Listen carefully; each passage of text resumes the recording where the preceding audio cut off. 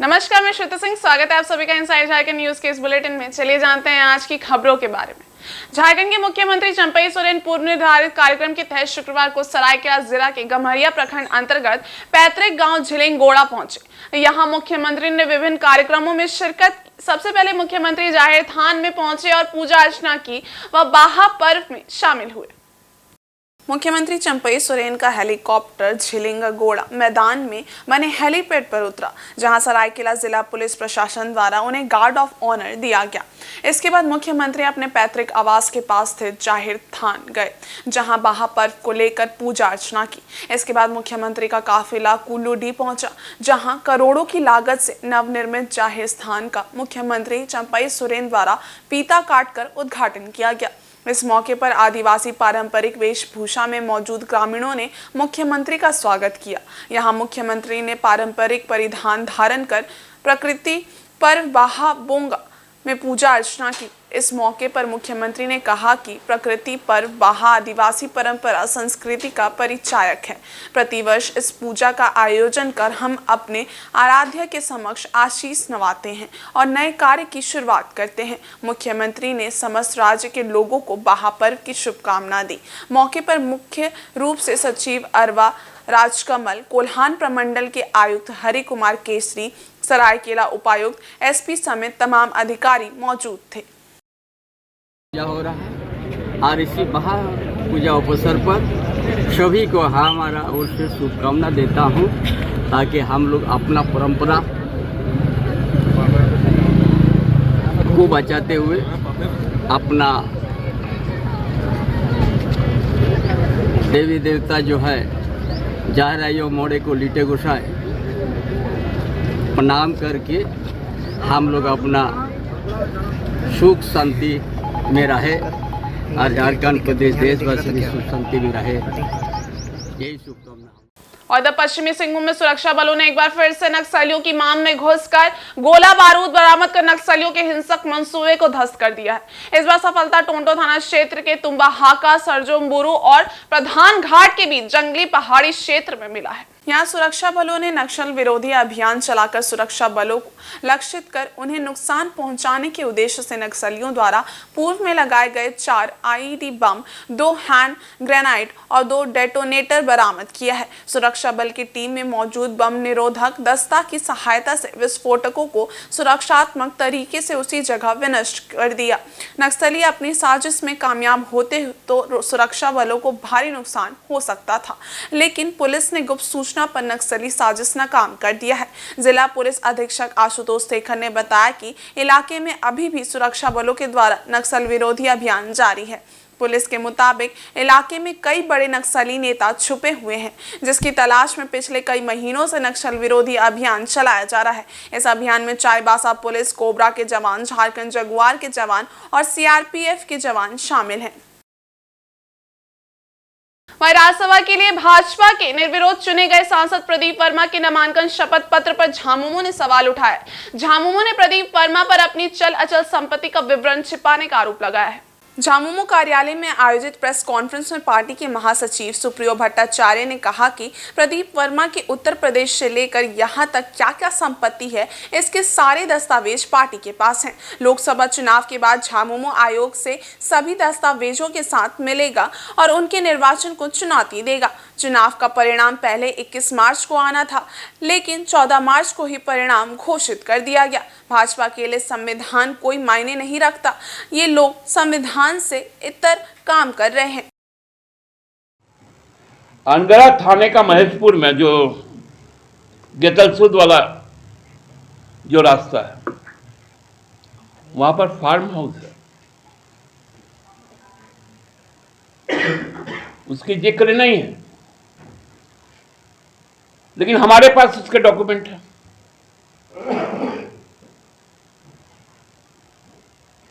खेलगांव में उनका फ्लैट है, हमारे पास डॉक्यूमेंट है नागार्जुना बिल्डर के साथ, जिन्होंने खेलगांव में अपना हाउसिंग कॉम्प्लेक्स बनाया था, उसकी भी कागज है। आप 15 के पास फ्लैट के मालिक हैं,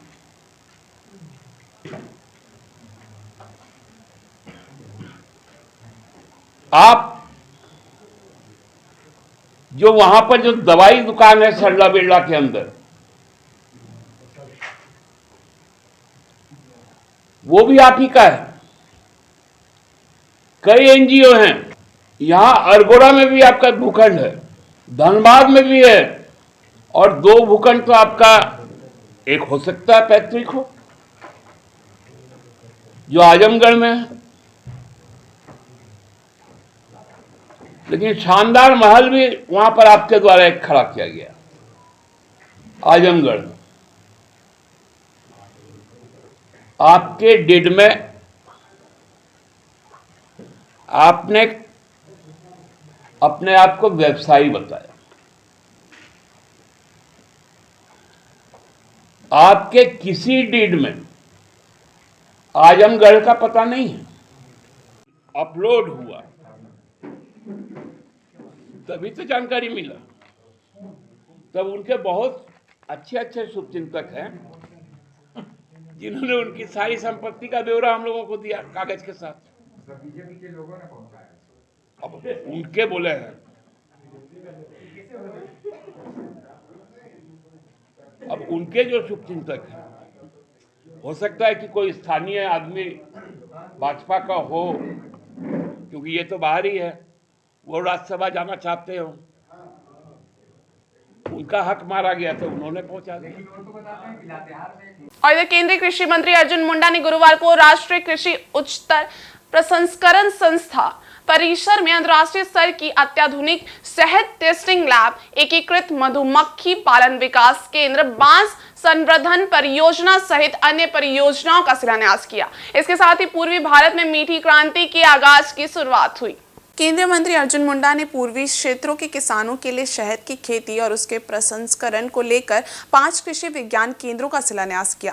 केंद्रीय मंत्री ने कहा कि इस लैब की मदद से हम बिहार, पश्चिम बंगाल, उड़ीसा, छत्तीसगढ़ सहित नॉर्थ ईस्ट के राज्यों में मधु के उत्पादन को बढ़ाकर मधु की जांच कर उसे यहां से ही अंतर्राष्ट्रीय बाजारों में भेज सकते हैं।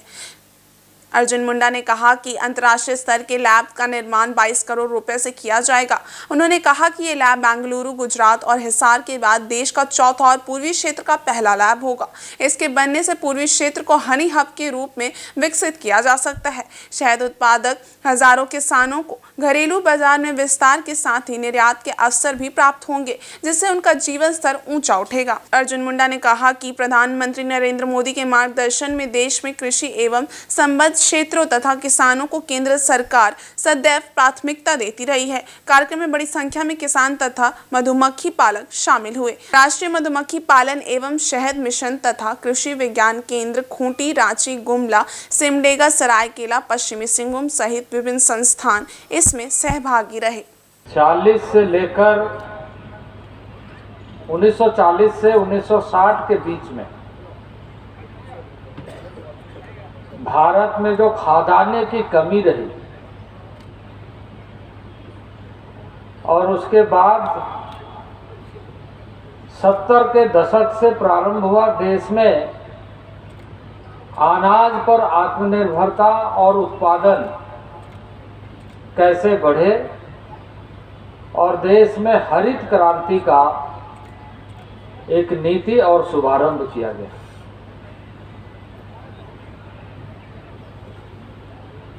उस हरित क्रांति के बहुत सारे अनुभव हमारे साथ हैं। आज जब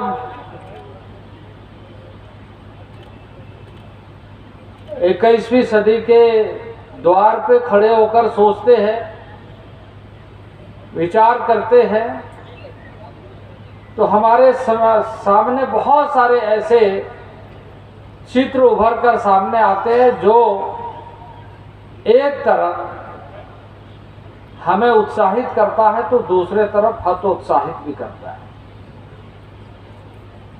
उत्साहित इस दृष्टि से करता है कि हमने उसके बाद हरित क्रांति के माध्यम से देश के कई हिस्सों में खाद्यान्न उत्पादन को बहुत बढ़ाया,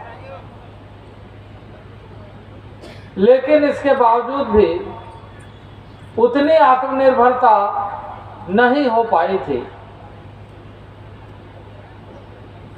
जो हमारे कल्पना में थी। वहीं झारखंड सरकार के पेयजल एवं स्वच्छता और उत्पाद विभाग के मंत्री मिथिलेश कुमार ठाकुर ने एक बार फिर केंद्र की मोदी सरकार पर निशाना साधा है। उन्होंने लोकसभा चुनाव में झारखंड की सभी 14 सीटों पर इंडी गठबंधन की जीत का दावा किया है। चाईबासा दौरे पर पहुंचे मंत्री मिथिलेश कुमार ठाकुर ने बड़ी बाजार क्षेत्र में लोगों के साथ चाय पर चर्चा की। अपने आवास में पत्रकारों से बात करते हुए कहा कि देर से आएंगे लेकिन दुरुस्त आएंगे। लोकसभा चुनाव के लिए सीटों का ऐलान होने के बाद ये घोषणा भी हो जाएगी कि कौन कहां से चुनाव लड़ेगा। उन्होंने भारतीय जनता पार्टी की ओर इशारा करते हुए कहा कि फूट डालो राज करो की नीति पर काम कर रही पार्टी के पैरों तले से इस बार जमीन खिसक जाएगी। झारखंड की सभी 14 सीटों पर इंडी गठबंधन जीत दर्ज करेगा। 400 पार की बात करने वालों को जनता ने पूरी तरह नकारने का मन बना लिया है। इस बार 100 का आंकड़ा भी पार नहीं हो पाएगा। देर से भले आएंगे लेकिन दुरुस्त आएंगे, ये बता देते हैं। और जब सीटों का ऐलान होगा तो आपको उसकी जानकारी रूप से मिल जाएगी तुरंत। और जो आज फूट डालो राज करो की नीति वाली जो पार्टी है उसके पैरों तले जमीन खिसक जाएगी, ये भी हम आपको दावे के साथ कहते हैं। और 14 की 14 सीटें झारखंड की इंडिया गठबंधन के खाते में जाएगी, क्योंकि अब इनका जो काट की हाड़ी थी वो पूरी तरह से अब छूट चुकी है और इनकी असलियत जनता के सामने आ गई है। आज तक जनता को ये लोग सिर्फ बांटते रहे लोगों को जाति पर, धर्म के नाम पर, हिंदू मुस्लिम के नाम पर, और अपनी राजनीति की रोटी सेकते रहे। अब इनकी कलई खुल गई है और ये बिलबिलाए हुए हैं, खुद से 400 पार की बात करते हैं, लेकिन जनता इस बार इन्हें पूरी तरह से पार करने का मन बना चुकी है। और 100 का आंकड़ा भी अगर ये पार कर ले तो बहुत बड़ी बात होगी। और हमारे यहाँ कहें कुछ राज्यों में अभी जैसे बात हो रही है कि इंडिया गठबंधन कमजोर है, ये भी बातें विपक्ष के द्वारा ही उठाई जा रही हैं। इंडिया गठबंधन पूरी मजबूती के साथ पूरे देश में चुनाव लड़ेगा और ऐसी ताकतों को जो लोकतंत्र और संविधान के साथ खिलवाड़ कर रही है, ऐसी ताकतों को मुंहतोड़ जवाब देने का काम। मंत्री ने सीएए लागू किए जाने चुनावी हथकंडा बताया। कहा कि ये चुनाव समाप्त होते ही फिर डंडे बस्ते में चला जाएगा। सिंहभूम संसदीय सीट से उम्मीदवार के सवाल पर मंत्री मिथिलेश ठाकुर ने कहा कि सारा कुछ तय हो गया है, बहुत जल्द नाम भी सामने आ जाएगा। सांसद गीता कोड़ा पर निशाना साधते हुए कहा कि जनता के साथ छल करने वालों को उनकी असली जगह बताई जाएगी। वहीं हेमंत सोरेन को जेल भेजे जाने पर कहा कि उन्होंने समझौता कर लिया होता तो शान के साथ इस राज्य के मुख्यमंत्री बने रहते, जेल की सलाखों के पीछे नहीं रहना पड़ता। परंतु उन्होंने जनता की मान सम्मान के साथ कोई समझौता नहीं किया और इसे झारखंड की जनता देख भी रही है। देखिए, सीएए एक इनका चुनावी हथकंडा है। ये कोई भी हथकंडा नहीं छोड़ते ध्रुवीकरण का। ये ध्रुवीकरण का इनका क्यों नहीं 2019 में इन लोगों ने सीएए लागू किया, 2020 में क्यों नहीं किया, 21 में 22 में क्यों नहीं किया।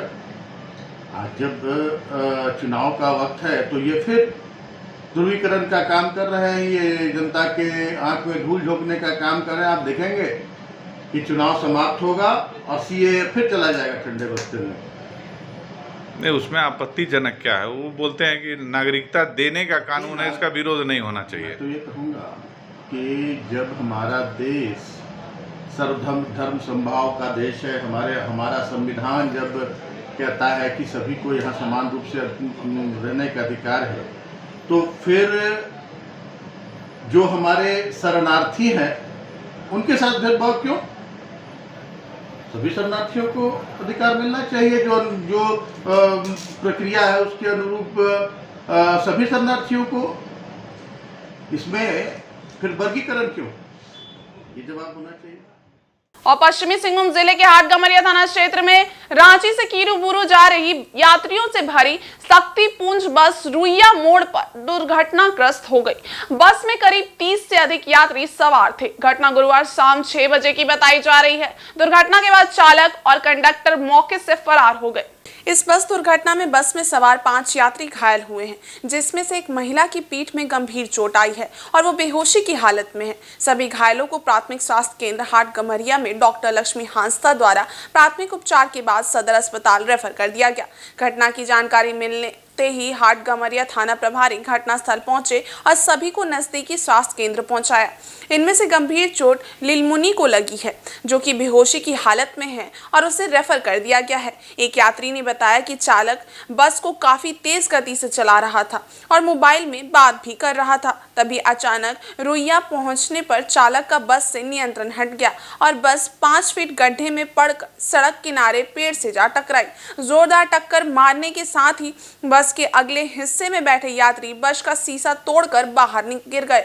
घटना के बाद आसपास के लोग जमा हुए और घायलों को उठाकर अस्पताल भिजवाया। और इधर सरायकेला खरसावां जिला के इचागढ़ प्रखंड क्षेत्र के सोड़ो पंचायत अंतर्गत जारगोडी में वृहद जल मीनार का भूमि पूजन से शिलापट का अनावरण विधायक सविता महतो ने किया। करीब 105 करोड़ की लागत से यहां जल मीनार, फिल्टर प्लांट आदि का निर्माण किया जाएगा।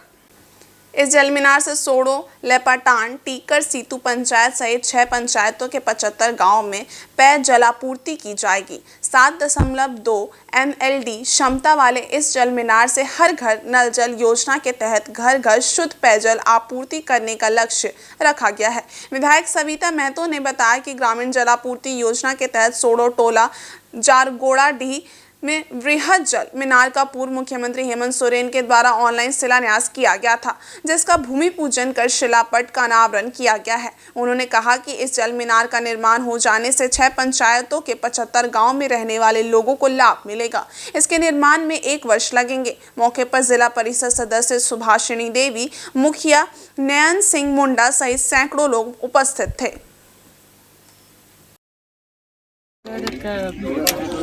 सोड़ो पंचायत में जल मीनार का भूमि पूजन किया गया। लगभग 105 करोड़ की लागत से 9 पंचायत और 14,000 परिवार को जल का कनेक्शन होगा और इसी शायद 1 साल की समय तक सब परिवार में जल मुख्यमंत्री जो इनके हेमंत सोरेन इनको ये किए थे,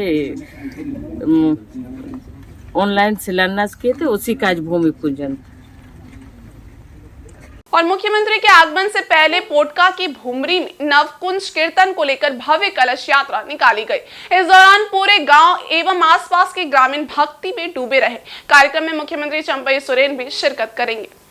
मुख्यमंत्री का नवकुंज कीर्तन में शामिल होने को लेकर आयोजन समिति समेत जिला प्रशासन की ओर से सभी तैयारी की गई थी। गांव के लोग भी काफी उत्साहित थे। सुरक्षा को लेकर काफी संख्या में पुलिस बल की तैनाती थी। कीर्तन में गांव एवं आसपास के हजारों श्रद्धालु शामिल होंगे। पोटका में डिग्री कॉलेज के शिलान्यास के बाद मुख्यमंत्री सीधे भुमरी आएंगे एवं नवकुंज कीर्तन में शामिल होंगे। कीर्तन को लेकर पूरा गाँव भक्ति में बना हुआ है। इधर कलश यात्रा में 108 महिला व युवतियां शामिल हुई, जिसमें पूरे गांव के लोग झूमते नजर आए।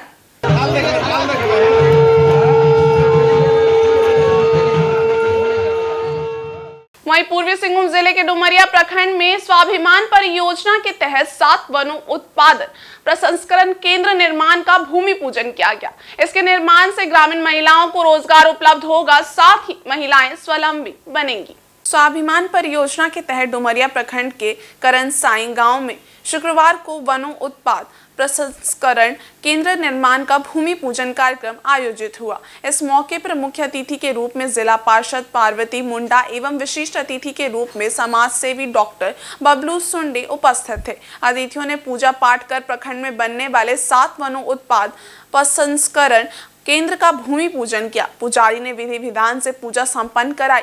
ये 7 वनों उत्पाद प्रसंस्करण केंद्र करनसाई, आस्ता कोवाली, बाड़ेडी, बड़का कोचा, घोला पाही एवं आड़ा पाही में परियोजना परामर्शी संस्था CSR और एलिड प्रोजेक्ट RNMC कोलकाता द्वारा पूरा किया जाएगा। इस केंद्र का संचालन पार्वती रूरल डेवलपमेंट सोसाइटी एवं बिरसा युवा समिति सेवा समिति द्वारा किया जाएगा।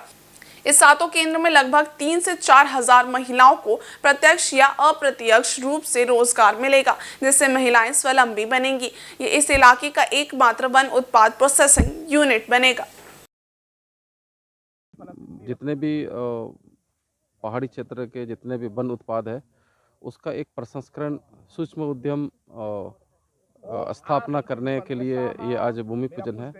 और जितने भी वन उत्पाद है उसका एक प्रोसेसिंग यूनिट होने से यहाँ पर जितने ट्राइबल्स है जो वो ट्राइबल्स वन उपज से अपना आजीविका चलाते हैं उसका प्रोसेसिंग यूनिट ऐसा हमारे यहाँ झारखंड में ऐसा कहीं नहीं लगा है जो ग्रामीण क्षेत्र में है। यहाँ लग जाने से उसका प्रसंस्करण होगा, उसका वैल्यूएशन बढ़ेगा और उस तरह से लोग रोजगार से जुड़ेंगे। यहाँ डुमरिया प्रखंड में जितने भी आबादी है एक भी कुटीर बड़ी उद्योग की बात छोड़िए, ये छोटे उद्योग भी नहीं है। तो ये जो कुटीर उद्योग लग जाएंगे यहाँ से लगभग 3 से 4 हजार महिलाएं प्रत्यक्ष और अप्रत्यक्ष रूप से जुड़ेंगे। तो ये रोजगार होगा और ये परियोजना का नाम है स्वाभिमान परियोजना। यहाँ डुमरिया प्रखंड में 7 यूनिट लगेंगे और उसी का आज ये भूमि पूजन। किसके तरफ से ये किया जा रहा है? ये CSR and allied projects RNMC Kolkata की तरफ से है।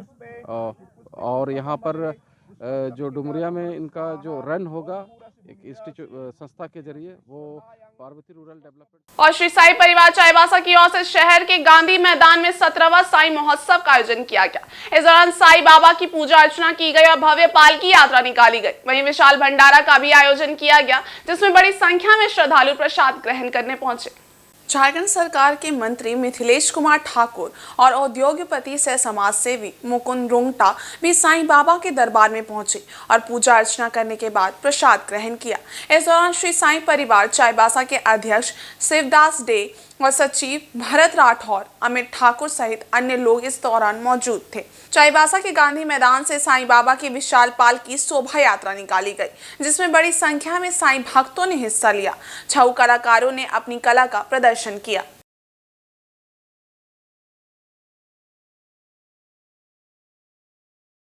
और इस बुलेटिन में बस इतना ही। ब्रेक के उस पार कुछ और खास खबरें, तब तक के लिए देखते रहिए इनसाइड झारखंड न्यूज। धन्यवाद।